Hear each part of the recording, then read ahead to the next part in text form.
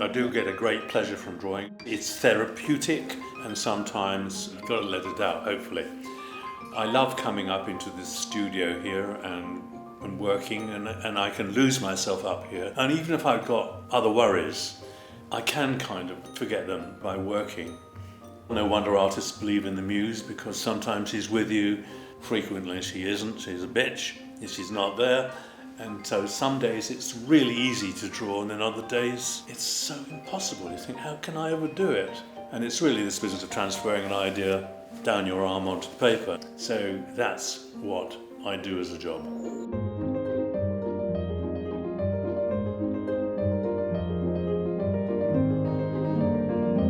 I'm Gerald Scarfe.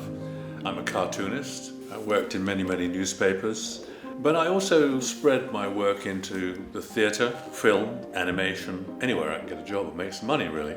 I think I see myself as an entertainer of sorts. My wife calls me a showbiz artist because I'm not an artist who wants to go and paint Sussex windmills in watercolour. You know, I want to be out there in the public eye and then noticed, and if possible applauded too. I was born in 1936. I was a chronic asthmatic when I was born. And so the next 16 years of my life was spent in hospitals, bedridden at home. A very lonely life, I suppose. And I think drawing at that point became my way of explaining the world to myself, of putting down my thoughts and feelings about it. And then there was a competition in Eagle Comics to do an advertisement for Ingersoll watches. I did that, and to my amazement, I won first prize. If you look at the advert, it says, first prize goes to Gerald Scarfe, age 16. And then right down to the bottom, consolation prize, and then right down to the bottom, D. Hockney, Bradford. So David was, mind you, since then Dave has been getting first prize, undoubtedly. I knew there was something else, but I didn't know how to get there.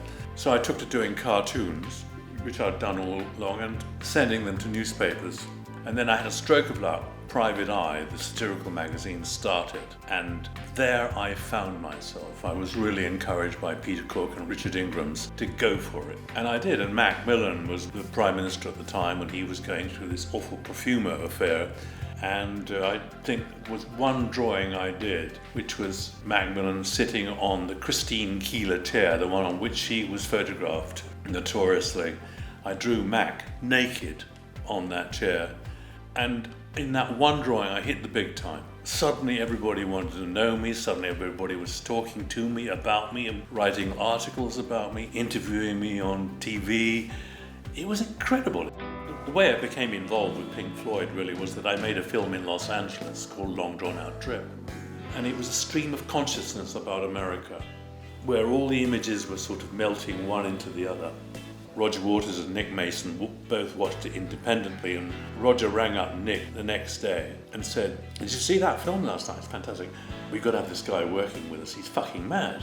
So I used to do these odd bits of film and take them to the gig, and they would put them in the cameras, etc., and they just run them alongside a piece of music. And then Roger came to me in this house here in Chelsea one day and said, "I've written this thing called The Wall, and I want you to work on it with me." So Roger and I had a sort of similar experience about the war, him through his father, who was killed in Anzio, and me through actually living through it. As an asthmatic, it was very difficult for me to put on a gas mask. It's awful in there. You are so suffocated and shut in. So later on, I actually used this in the Pink Floyd film. We would meet 2 or 3 times and discuss this storyboard and write the script, and then I go to Roger's house and we play a lot of snooker and drink a lot of special brew, and that's really how The Wall came about in that way. I think the politicians that stand out are quite often the wicked ones, the evil ones. When you approach a politician, you think, why is this bastard lying to me?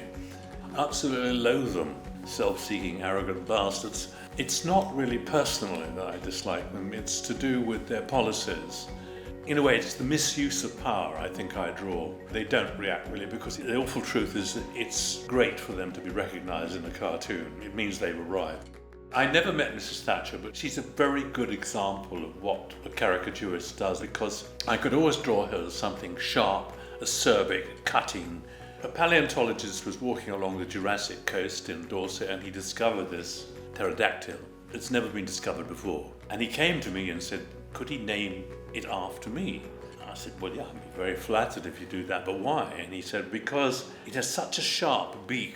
It reminds me of your drawings of Mrs. Thatcher. So I now have a dinosaur named after me. It's Cuspicephalus scarfe.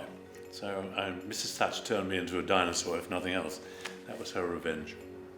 Most of my life was being governed by serendipity, being in the right place, or things arriving, people coming to me with things. There was a young student there, and he used to collect my work. And this guy grew up to be a Disney director and said, would I like to be production designer on Hercules? It's the nearest thing I'll ever get to being Tom Cruise, because there were limos, it was amazing.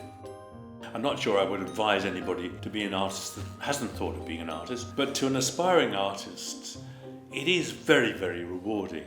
Work hard, just keep at it. There's no other advice to give. There's no secret, quick, short cut.